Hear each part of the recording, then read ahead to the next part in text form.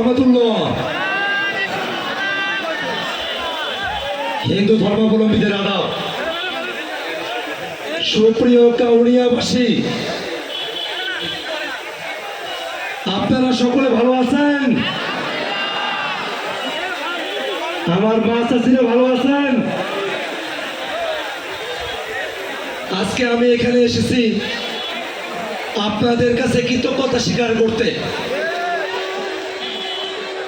আমি আক্তার হোসেন খুব অল্প সময়ের প্রস্তুতিতে রংপুর ৪ কাউনিয়া পীরগাছা আসনে সংসদ সদস্য পদে নির্বাচন করেছি। আমাকে এখানকার গ্রাম পর্যায়ের মানুষেরা, আপনারা অত ভালো আমাকে চিনতেন না। শুধু যারা রাজনীতির খোঁজ রাখেন, যারা রাজনীতি নিয়ে পত্র পত্রিকা দেখেন, শুধুমাত্র তারাই আমাকে চিনতেন বা জানতেন। কিন্তু এত অল্প সময়ের মধ্যে এই কাউনিয়া পীরগাছাবাসী,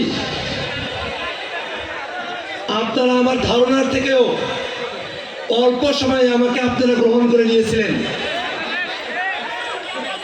আমি বলতাম যে আমার কোটি টাকা দিয়ে ইলেকশন করার সামর্থ্য নেই, সেটা উচিত নয়।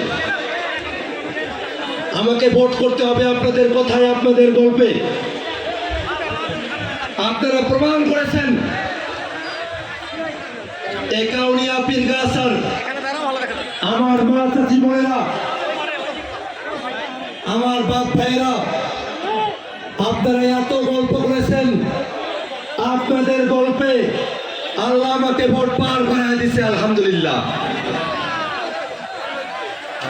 ভাইয়েরা আমার, আমরা অবহেলিত জনপদের মানুষ। আমাদের এই এলাকা নানা দিক দিয়ে আমরা পিছিয়ে আছি। সরকারি যতটুকু সুবিধা পাওয়ার কথা, আমরা কাউনিয়া পীরগাছার মানুষেরা ততটুকু সুবিধা আমরা পাই না। আমাদের এই কাউনিয়ার অন্তর্গত হারাগাছ একটা শ্রম অঞ্চল হিসেবে পরিচিত, কিন্তু সেখানে শ্রমিকদের কোনো সুরক্ষা নেই, শ্রমিকদের কোনো অধিকার নেই। শ্রমিকেরা নানাভাবে তারা বঞ্চিত হয়ে আছে।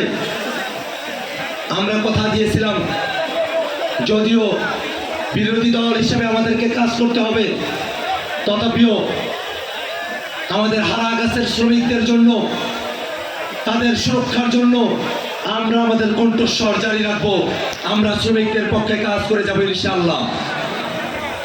আমার এই কাউনিয়া পীরগাছা তিস্তা নদীর অববাহিকায় গড়ে ওঠা একটা জনপদ। নদী আমাদের জন্য সৌভাগ্যের বিষয় হওয়ার কথা।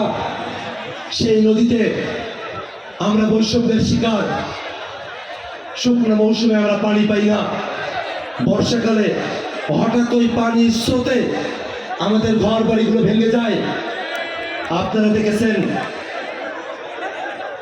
2025 সালের 9 ফেব্রুয়ারি তৎকালীন উপদেষ্টা সৈয়দ রেজওয়ানা হাসান